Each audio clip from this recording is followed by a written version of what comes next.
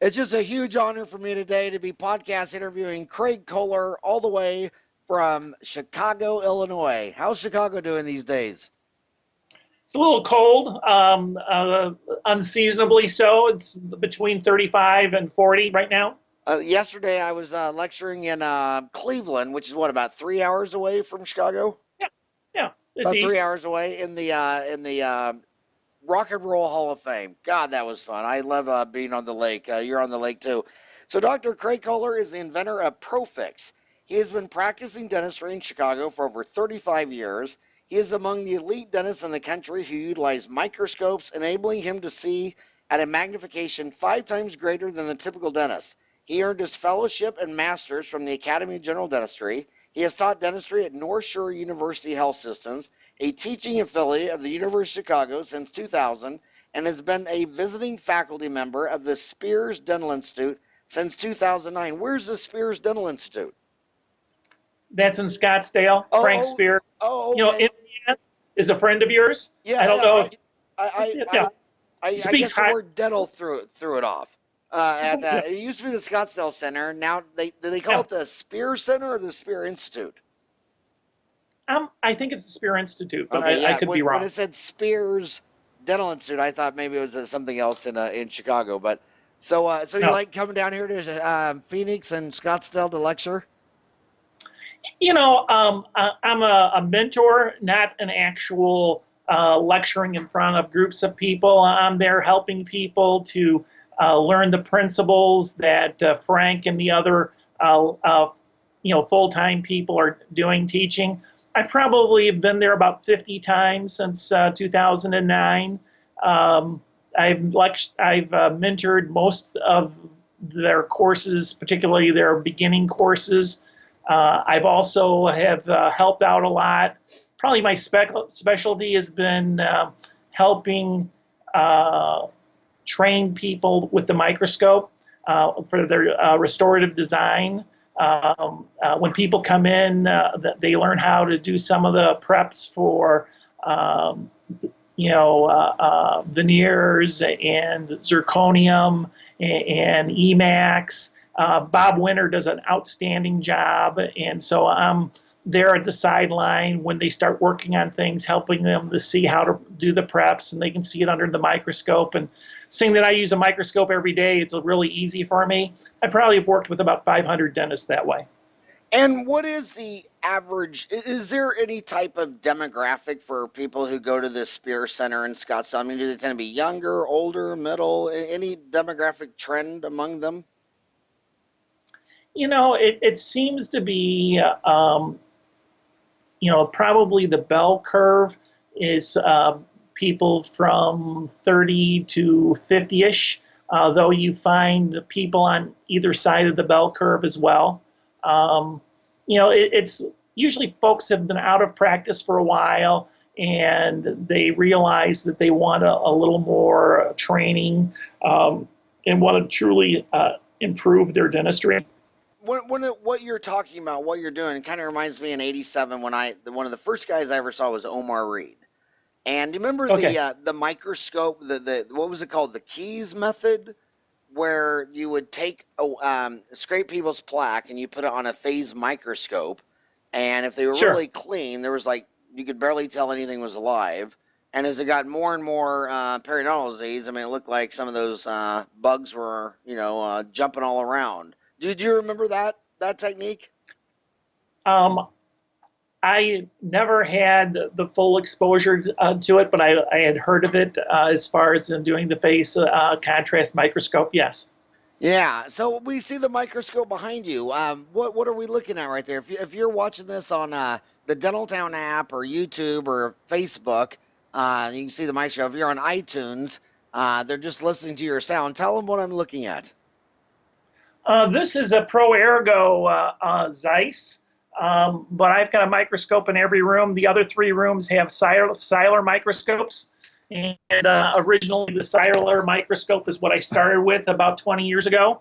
And I've been recording everything I do for every patient since then. I did the VHS, and then the DVDs, and now we're using digital.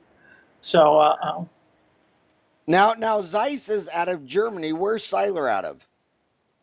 St. Louis. Oh, Actually, yeah, yeah. Global too. That the Global is the third microscope company. Well, Those three Global's are out of St. Louis too, aren't they?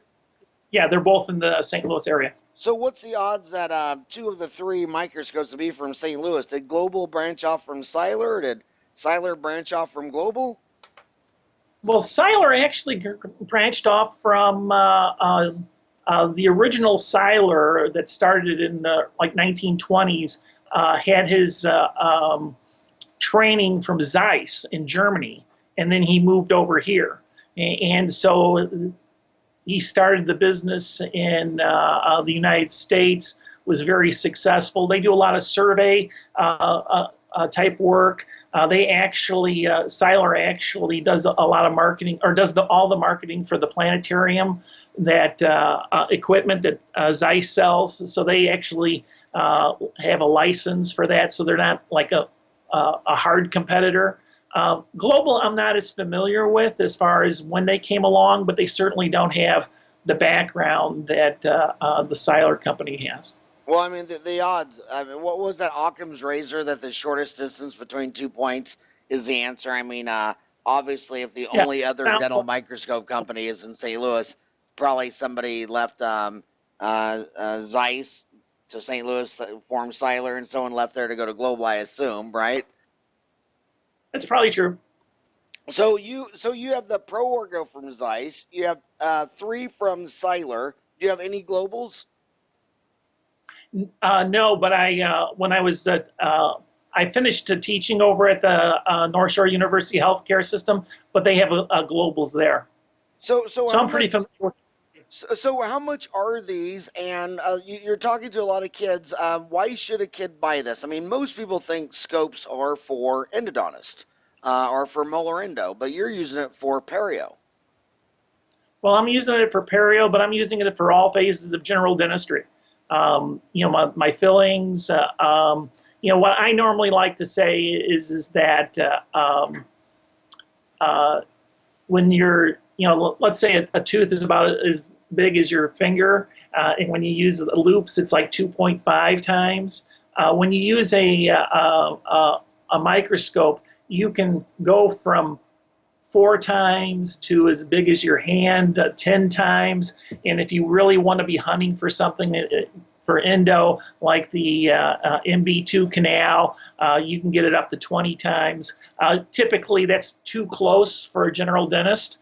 But in terms of being able to refine your margins of your crowns, not cause any bleeding when you're doing your crown preps, you get your impressions right away because there's no blood involved, or you scan it right away.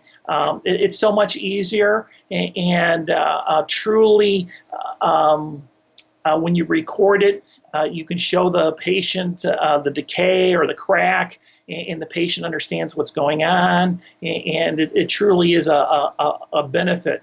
I have many of the same people I've had all these years because I've been at the same location. So where along your journey did you start the www.getprofix.com, PROPHIX, getprofix.com? Where in your journey did this come along? It happened about 3 or 4 years ago. I was actually in Berlin with Seiler at one of the dental microscope meetings, Berlin, Germany. And I was talking to some of the different vendors, and I said, do you guys have any tools for microscopes? And they said, no, but if you'd like to come up with some, we'd love you to do it. And I said, okay. And so I came back and started talking to a patent attorney, and he sent me to some engineers. And as I started working on some ideas, which I did come up with, I decided, well, how many general dentists actually use a microscope?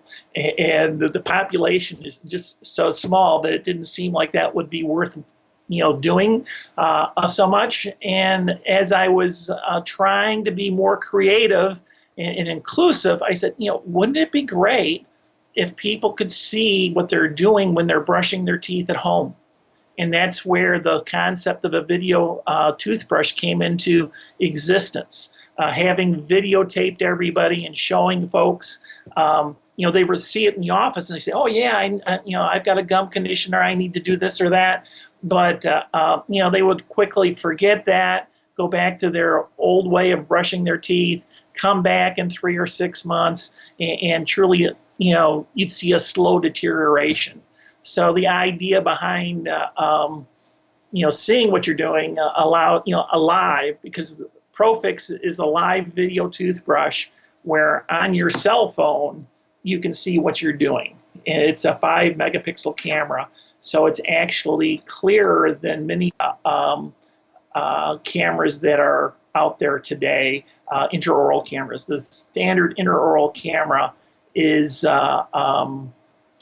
megapixels, and so the 5 megapixel not only allows you to magnify and come in a little bit closer, but we've got it ranged so that you can see 2 to 3, actually 3 to 4 teeth, which is a little bit larger than what the standard intraoral camera does. So is the prototype all done? Are you doing this? Yeah, I'm doing this. The prototypes are done. We're like I said, we're kind of stalled a little bit on the funding aspect of things. I'm talking to a number of different people as far as that's concerned. I've raised another $500,000. I need about $3 million more to kind of make this roll. And how much have you put into it so far? I put in $2 million of my own money. Cash. So $2 million. I could have retired. Or got a divorce. Yeah, the two, and looked at that and said, I really believe in the concept and really think it's going to empower people to take better care of themselves. Not only will it help their teeth, but their whole general health. And I am trying to make it be this really premium product. I went, in the original story, I went to the engineers for the microscope type tools. And when they heard my idea, they said, "Craig, it's too big of an idea. We can't do it. But we know a company that can." And that company is Radius Product Development and Innovation. And they've made a toothbrush for Sonic Care. And so they knew about toothbrushes. What's the name of this company? It's Radius, Radius, Innovations and Development. It used to be Product Development. They just changed their name. Radius Innovations and Development. And Development.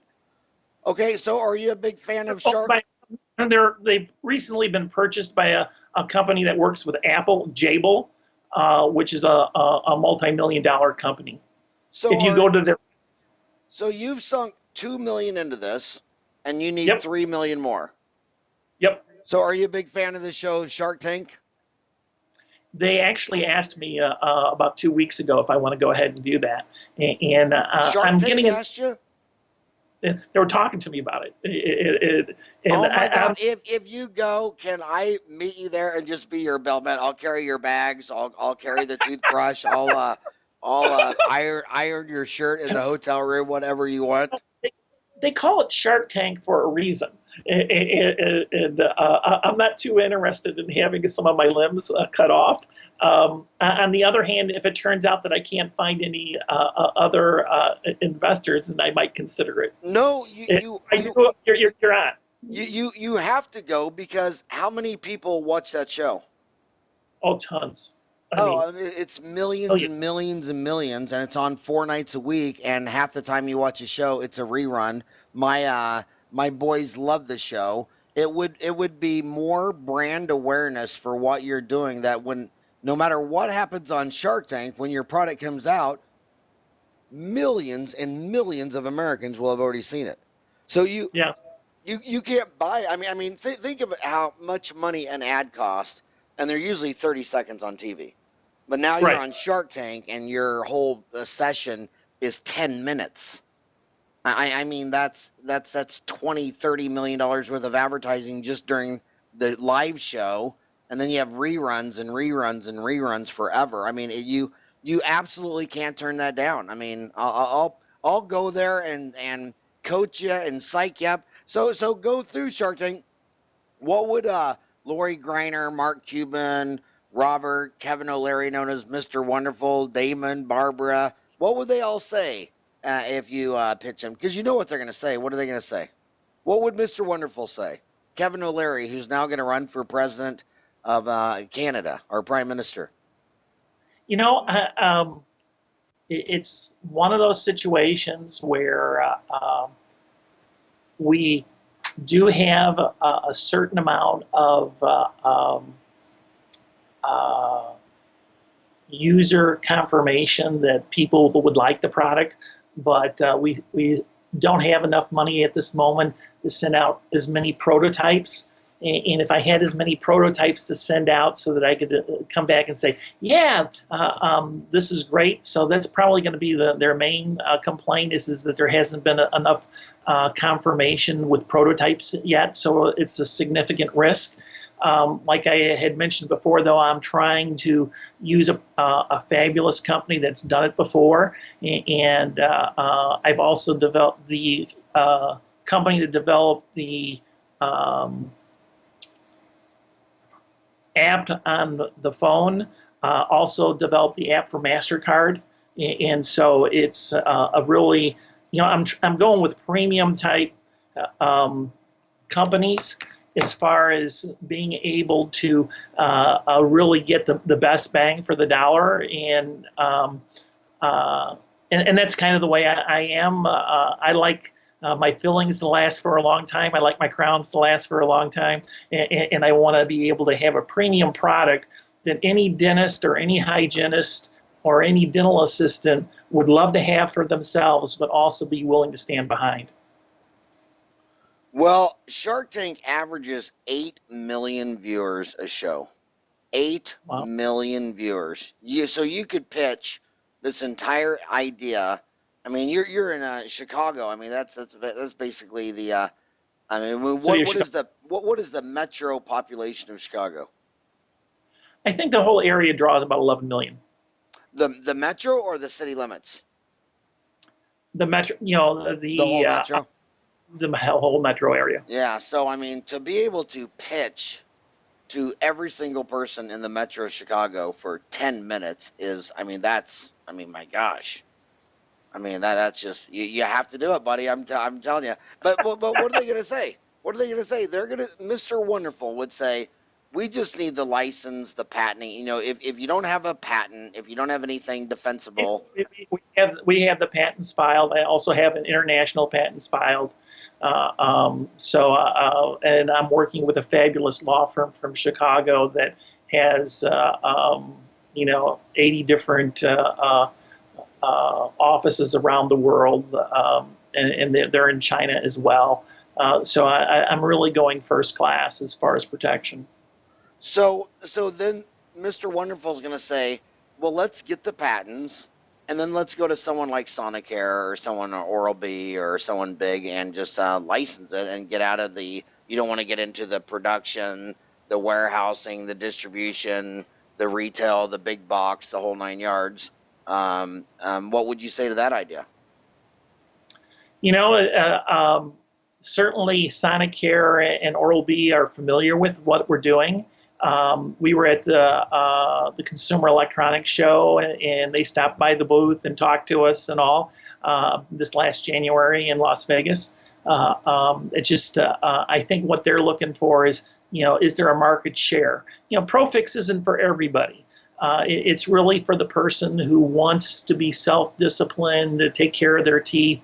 Usually it's people that have either had a problem before and they don't want to have a problem again, or they're just one of those type A individuals that really wants to take care of it. They really need to have a dentist or hygienist train them, kind of be their trainer to really get them the most out of it. We're really trying to cement a relationship between the dental community and the person who uses ProFix. initially, these people are going to have maybe 10 questions that they'll ask their dentist or hygienist. And once they find an office that really is willing to take care of them, they'll be loyal for life and really be able to also understand when something needs to be done. And are you pretty bullish about this? Oh, I am. Well, I put 2 million in it, didn't I? So a Super Bowl ad is $5 million for 30 seconds, and you look at the people that view it, it's 5 cents per person. So if Shark Tank has 8 million viewers just for a show, that's getting 400,000. That's worth $400,000. So for you to go on Shark Tank, they're gonna show that to 8 million people. Divide that by 5 cents. That's $400,000 to be on that show, and then think of every rerun after that. Yeah, it's pretty amazing, and it is, Howard. It's a great strategy, and I guess I think at least the last. I read a similar contract where they were talking about having to give up so much even to be on the show in terms of equity, and not that I'm against giving out equity if it's fair, but the preliminary documents that I looked, it looked like it was pretty well slanted towards a Shark Tank. And so that's why I'm saying, well, if I could find other people, I'd probably go for that. The marketing aspect of it, you're absolutely right. It's truly like having that type of money involved. Well, if my homies listening to you want to follow your this story as it goes on, I follow you at getprofix.com, GETPROPHIX. So I just retweeted you on Twitter, and if they want to follow you there. So I want to go back to the Spear Center, since that's in my backyard, and a lot of my friends there. Imtiaz Manji, Samir Puri. What would you say to someone who's heard of the Spear Center or hasn't heard of the Spear Center? Why should they go to the Spear Center? I think it's truly one of the best. There's there's a lot of great educational places out there. I think that Frank Spear explains things, complicated issues in a simple way that's understandable. Does a fabulous job with doing that. And I think the people that are there have that intent and heart. And there's multiple different disciplines that a person can go through: treatment planning, also occlusion, like I said, the prep design class, implants, the worn dentition. There's more, composites. There's a lot of different things to choose from. You really are able to kind of pick and choose your entry point, so it's not like you're going on and being forced to do it one way. The camaraderie of the faculty club is fabulous. There's about 1,000 people that are part of that group, and many of them are mentors like myself.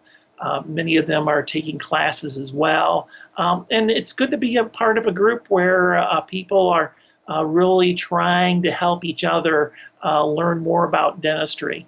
And, that's true of the Pankey Group. That's true of the Dawson Academy, John Coyce. They're all, it's good to be involved with some type of a group like that. I think my first 10 years, I was kind of a little bit more out on my own. And that I really accelerated once I started doing more continuing education and getting involved with like-minded dentists who really want to do a good job. And it's worth every dollar in terms of a cost. And it's like anything else. It's layered learning. You just go back multiple times, and they do a fabulous job. The facility's nice. a lot of the hands-on courses are just, like I said, outstanding. And I think of Gary DeWood and Greg Kinzer and also Bob Winters. They're all fabulous in terms of working with people, and there's a number of other faculty there as well. I can't name them all, but it's truly worth the time. But would you say Samir Puri is the best one of them all? Come on. He is the nicest, smartest guy in the world. Sam is a fabulous, nice guy. But I haven't done the Serac, and so that's typically what he's involved with, and Sam is. And so, but if you've got a Serac or you're interested in one, Sam is the man. So why did you not get a Serac? I ended up getting an E4D and instead, and that just happens to be in Chicago. Henry Schein's little has a little more influence, particularly in my practice. They've done a really good job for me, and so I chose to do that. So how long have you had an E4D? Well, I did about 200 units, and then I sent it back. I really, using the microscope, I'm really very particular, and I just found for myself and in my hands, I didn't want to be a laboratory in my office. It's helpful for staining. It's helpful for adding contacts. But in terms of being able to, compete with the laboratories that I use, I use First in Touch in Minneapolis. Fabulous labs. My stuff. What's the name of your lab? What's the name of your lab? Well, I use a number of different ones, but the one that I use for my crown and bridge currently is First in Touch, and it's in Minneapolis, and they do fabulous. In terms of getting your zirconium or your Emax to fit, they're very precise. If you like doing PFMs, which I also like to do, or gold work, I actually got their names through the Jensen company. I called up the gold company and I said, who does gold really, really well? And they gave me their name, and they were right. They're meticulous everywhere. It's called First and Touch or First Touch? First in Touch. FRISTIN Touch. TOUCH. Yeah, it's First in Touch. That's F as in Frank, I as in Ichabod, R as in Robert, S as in Stephen, T as in Tom. Same word. This is their website thing. It's I as in Ichabod, N as in Nancy, T as in Tom, O as in Ogden, U as in ugly, C as in Craig, H as in hello. What's the www? At msn.com. And so if you wanted to contact them, it would be First in Touch at iCloud.com. First in Touch at iCloud.com. That's your email? Yeah. Ryan, try to find a First in Touch Dental Lab in St. Paul, Minnesota, you say? Yeah. No, they're fabulous. They do they're not going for cheap, but they're not going for like knocking it out of the park expensive either. But so basically, what you're kind of saying in between the lines is that that with the microscope, where you can see 6, 8, 10, 15 times larger, that when you were doing your own CAD cam in-house and looking at this stuff with a microscope, you could see that the lab work was better. Yep. And I agree. Yeah. No, and the thing is I don't want to have something in my office that I'm only good 8 out of 10 times. That means 20% of the time I've got failures, and every failure costs me a lot of money. and then you start squinting at things and saying to yourself, well, does it really need to be done? While with my laboratory, if it's not right, I just send it right back. And they, these guys work with you until you consistently it comes through. And and that's my whole philosophy for dental practice. I want to have my crowns and my fillings last for years, and I'm going to put them up on the screen in front of the patient. So it's just one of those situations where I'm trying to do the very best I can. It's the same thing with my philosophy with ProFix. I want, it's got multiple attachments so that when people clean because not everyone cleans their teeth the same way, and to be able to have these multiple attachments so that every person can customize how they clean their teeth, and be able to actually take photos so that they know what it looks like in 2017, come back 6 weeks later and send a photo to their hygienist and say, hey, am I doing it right? A year later, they can come back and look at it and say, oh yeah, that filling, I can see the wear, but it hasn't changed. So maybe I don't need that night guard. Well, traveling around the world, you get to cancel out a lot of variables. I'll give you some examples. 220 countries. Ryan and I and Zach have been to 6 of the continents. Only 20 of the 220 countries have dental insurance. So when people are saying humans won't buy it unless insurance covers it, no data for that. But what's interesting is Singapore has water fluoridation. Tokyo does not. They're both in Asia, and their DMFTs have both been going down over the last couple decades. And when you're in both of those populations, the dentists say the DMFT is going down because of the increase in knowledge of the population taking care of their teeth, understanding brushing and flossing and a cognitive behavioral change. I've been a dentist for 30 years this year.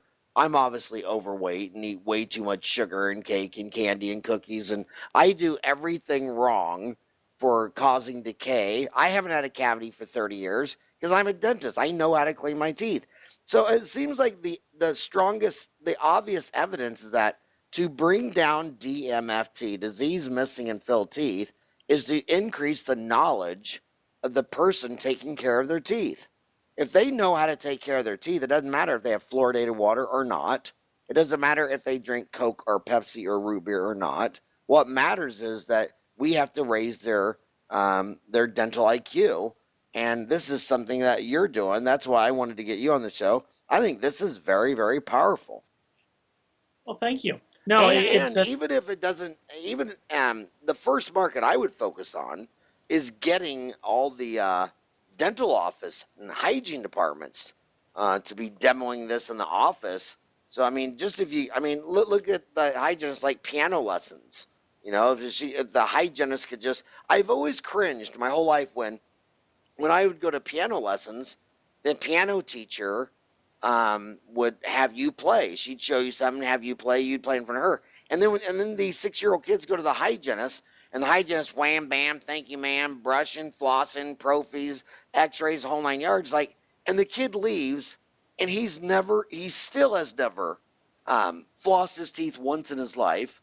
It's like, why would the hygienist floss a 6-year-old tooth? I mean, imagine going to your favorite sport, soccer, whatever you were in Little League as a coach, and they had all the kids sit in the bench while all the dads went out there and played the game. I mean, how is it that kids every day get a 6-month cleaning by a hygienist and they've still never flossed their teeth one time in their entire existence? So we have to change their behavior, and it looks like you're at the forefront of using technology to change your behavior.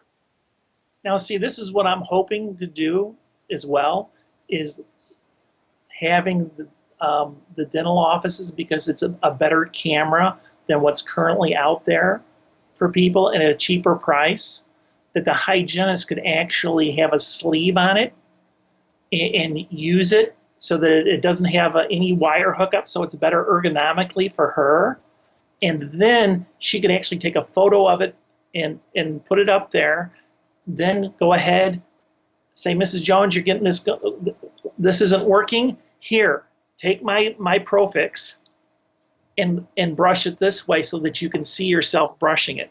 That's the way you want to be able to do it. So they're getting trained right there by the hygienist, and then when and then the hygienist can take the rest of it, because one of the attachments is a Profi cup, and so most offices use a Profi cup, and so they can use that for the rest of the appointment, and then the person, when they go home, has learned how to brush it. That is awesome.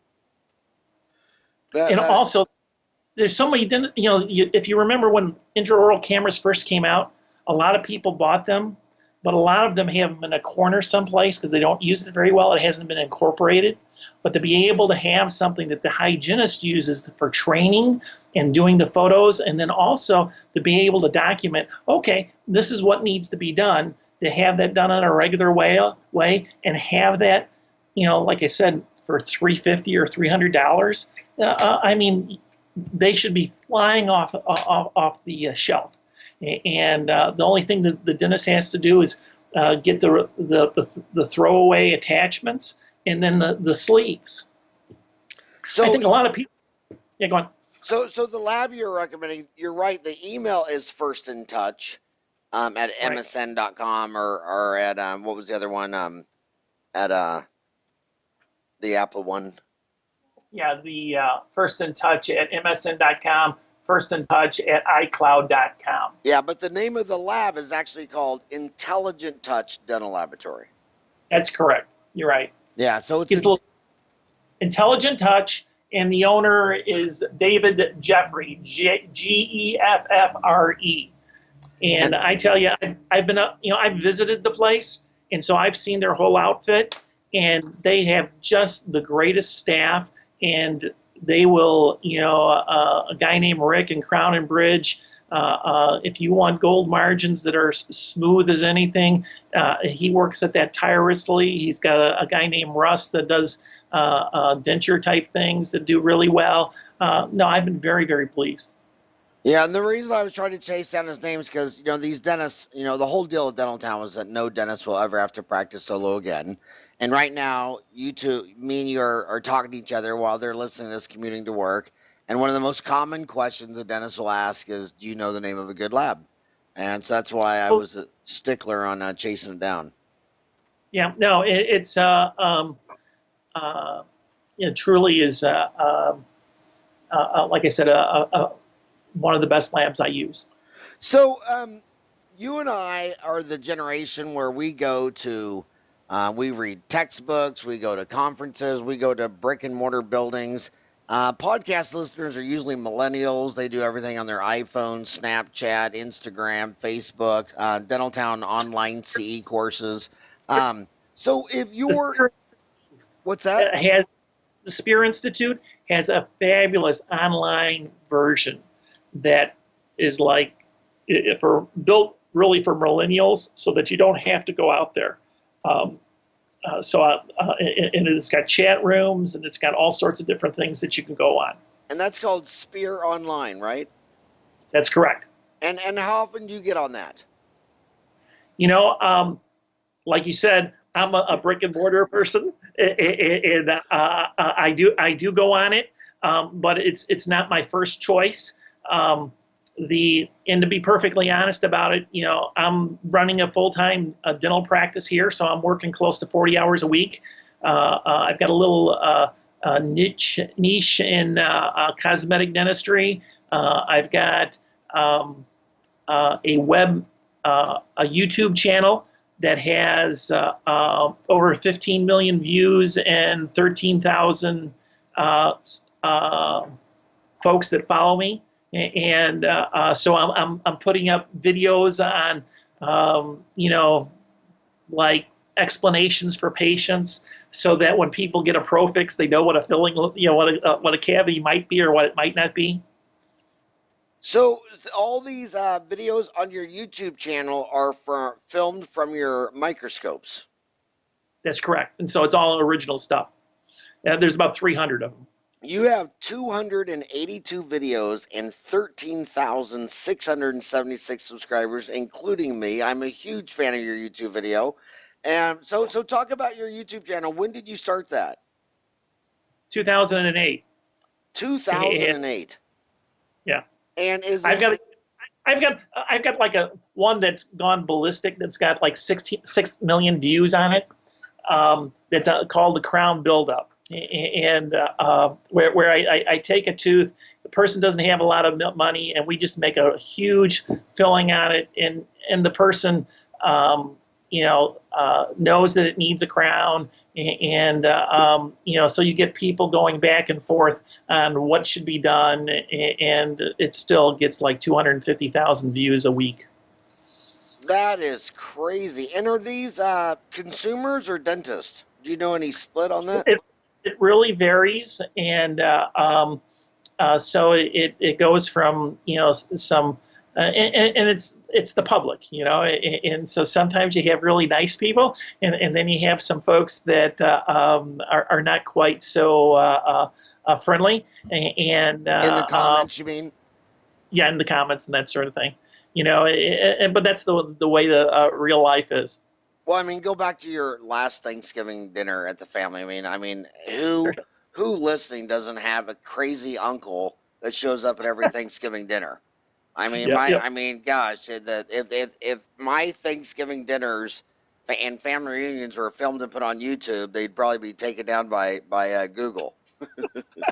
So and a lot of and I'll tell you what, a lot of millennials and including myself, when you're watching someone's video on YouTube and the comments have been disabled, that's very red flaggy for me.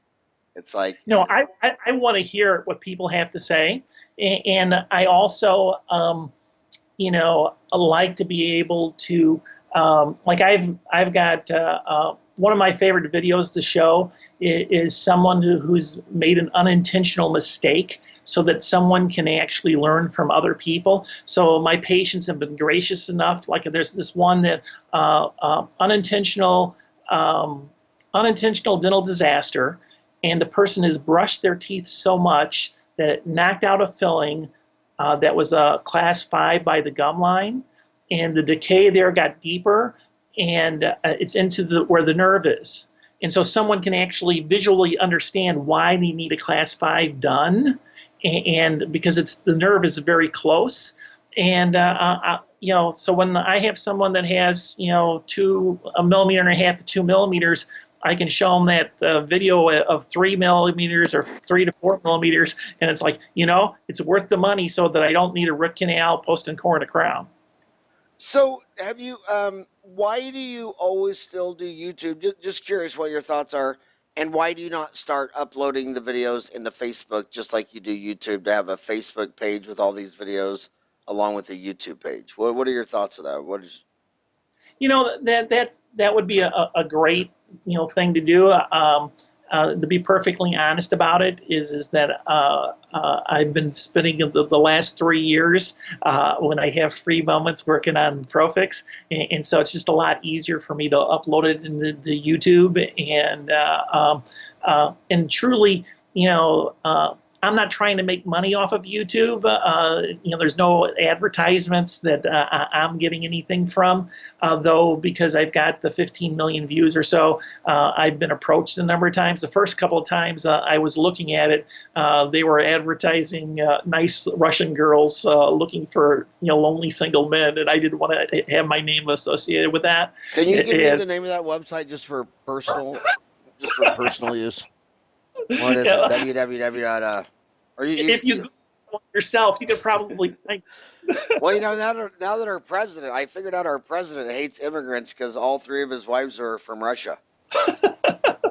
Well, I can't comment on that. It's a joke. I know. I've got an outstanding Russian dental assistant that's been with me since 2004. And there's a lot of Russian patients that I have as well. And so I had a Russian dental assistant, Elena Gutu, who actually went back to dental school, and I think is the finest dentist in all of America. She's practicing in Florida, and I knew she had to become a dentist because I've only had 2 dental assistants go on to become dentists. The other was Kelly Bradley in Bullhead City. But you always know when they're going to be a dentist because when they're assisting you, their head is bumping. I mean, I don't have any hair, I have no cushion, and they were so eager to see and learn. Every time we were fishing after a wisdom tooth, you could just hear these heads popping and banging. And sometimes I had to stop, put my hand on a lady's head, and just like push her head back a foot. It's like, damn, girl, you're gonna knock me out. So that's where a video would really help you, because we've got a video up on the screen, and so she can look and see it magnified. So I don't seem to have that problem. Well, let's go back to let's go back to the dental students, though, because you and I have both been in this game over 3 decades, and people listening to podcasts are young. What would you tell your son or daughter if they were 25 and just walked out of dental school? How could they grow up to be like you someday? As a matter of fact, my office manager is one of my daughters, and she's desiring to go and become a dentist. And part of it is she was originally thinking about law, and she went and worked for a law firm and just hated it, and came back and worked for me and said, there's nobody that you are so passionate about what you do, and I think it's something that I'll work on, and she's really has enjoyed it. So anyways, the actual advice, I think, is,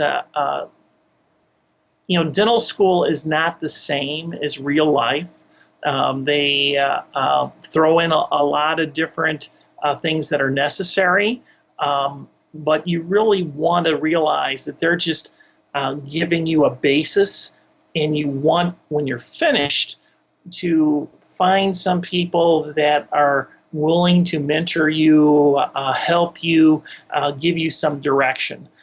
It's a little bit sad that doesn't occur in a lot of the offices, because people don't have time. And a lot of the corporate American jobs, because they're trying to pay back loans, that they're possibly not able to, they sometimes miss things. And so to really find some folks that will help you enjoy your career. I love going to work. Monday morning for me is a great morning. And I have people just about every day who's been with me for 35 years. And and I know how to equilibrate something if I need to, but I'm treating people like their teeth, like it was my teeth, and so it's not uncommon for me to have people come over an hour away. What happens is they meet me in Wilmette and say, hey, I really like Craig, and then they move somewhere else, and it's like they go somewhere else. No, I think I'm going to still go back to Craig. And to me, when you love what you do, it's not work. Well said. In dentistry, you and I have the same exact alphabet soup after name. We're both DDS, MBA, MAGD. So many dentists ask, are you glad you got your MBA? Would you do it again? What would you say to a dentist who said they're thinking about getting their MBA?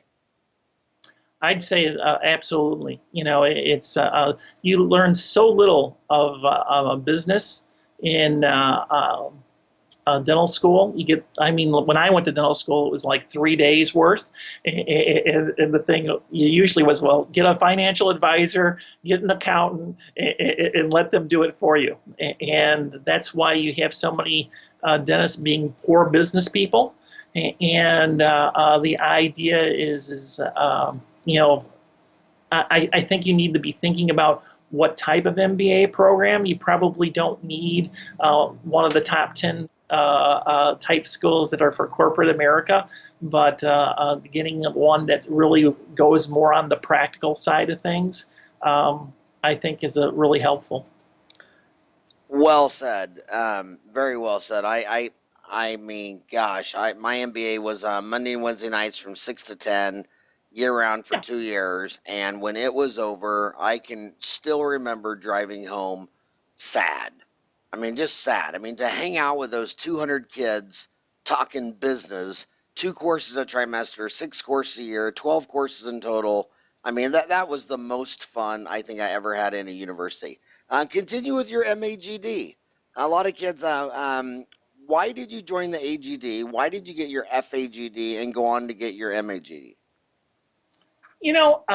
For me, the particularly when you practice by yourself, it's really one of those situations where you don't know how well you're doing unless you have some sort of measurement, and to be able to take an exam that says, okay, these are the 16 areas of dentistry.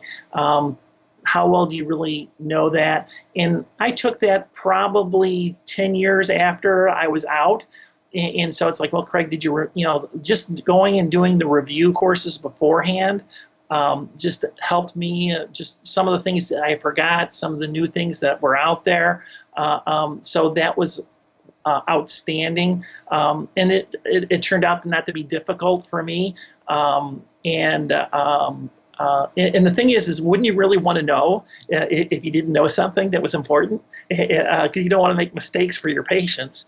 And so with that in mind, the FAGD was fabulous. Then what we were talking about before about having other mentors, that was probably one of my first programs where you were doing hands-on after the lecture and presenting it to other people, and that was really positive. And so, no, it was really a great experience. And what would you say to your daughter, who's now your office manager and might be going to dental school, if she says, hey, Dad, you graduated in the glory years and there wasn't corporate dentistry and everything was so easy and wonderful, and now everything's changed? Do you think her 35-year future as a dentist could be as rosy as yours? Do you think the macroeconomics would be the same, or do you think they've drastically changed? Are the glory days gone? And I think the answer is no. I think that we're going to find that dentistry is going to go in two different directions. We're going to have a let's do this quickly type stuff, and where people will over time find that the dentistry doesn't last quite as well as they would like. And then there's going to be the group of folks that decide, okay, I want to do a complete exam. I want to know what's going on. We're trying to have materials that truly last a good amount of time, better than average, and truly trying to do the minimum that we can for people. And there's always going to be needs for great dentists. And so if you strive to be a great dentist, I think that there's not going to be a problem with that. Well, you said that you think dentistry is going to go into two directions. I think during our entire last 3 decades, it's been volume and value. I think it's been half volume, and that's what the corporate dental chains have mastered, is working the insurance, faster, efficient insurance, the volume game. And I think the value game, whether it be started with LD Pankey, the Pankey Institute, Scottsdale Center, now Spear Center, Coyce, Ross Nash, you name it. I think those two markets have been well defined our entire careers. And I think it's going to continue, because one of the things about the high volume market is that it's not sustainable for someone their whole life. Because typically what happens is that those people have greater needs after they've had that happen, and so they're looking for people to take good care of them. And then there's always going to be people that want to have someone. We were talking about knowledgeable people, being able to knowledgeably take care of your own mouth with ProFix. There's going to always be people that are willing to find good dentists that they will say, it's really worth it. This is my teeth. This is my oral health. And I want to go someplace where they're going to help and train me and really keep my teeth for life. I've been doing this for 35 years. I think I've done 3 dentures in the 35 years, and because typically if someone comes with I've never had anyone with a full complement of teeth, end up needing to have a denture, so. So it seems like where you split from volume to value is going from one tooth dentistry. They come in, this broke, this hurt, fix that, to comprehensive dentistry, and that's what all the institutes, they all, no matter what they say or do or package whatever, that's what they're trying Out to of that, do. They're trying to get you to right? go from volume, one tooth per year, insurance max, to comprehensive dentistry. So right now, she's listening to you. She's 25 years old. She's driving to work. What should she do to be able to advance her dental knowledge and leadership and IQ and understanding to start the journey from volume to value? So this person is a dentist, and they just first came out. Yeah. I really think the way to, like you said, all of those different institutes have the emphasis on value.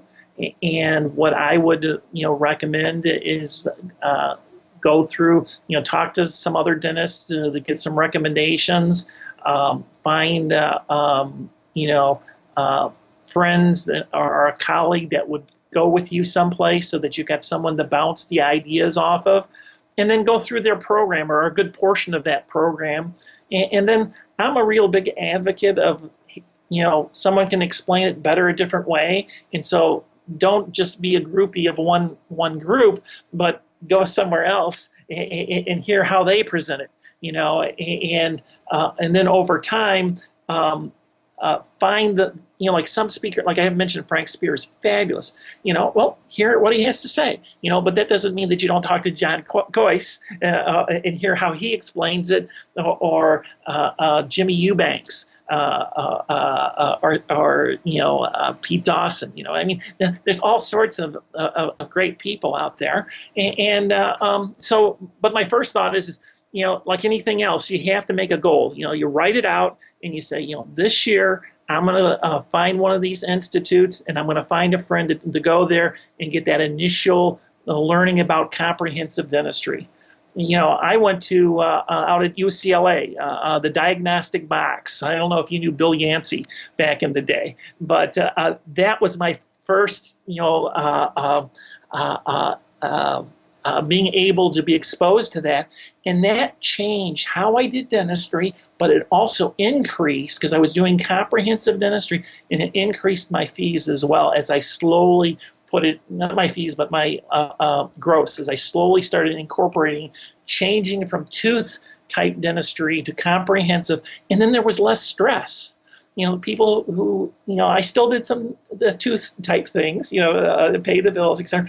But the folks that really wanted to have the work done in a comprehensive way, it was like, wow, now we've got the all set and we're ready to go. And my daughter, who's my office manager, says, what we really need is new patients. The problem is you fix people, and then there's not very much left to do, except for getting their teeth cleaned. And it's not really like that, but that's really how it works and the way it should be. That's the way you would like, at least for myself, it's the way I would like to be treated, is to make sure my jaws come together right and the fillings are in great shape, and that I'm being good, that I'm learning perio well. And, I would say the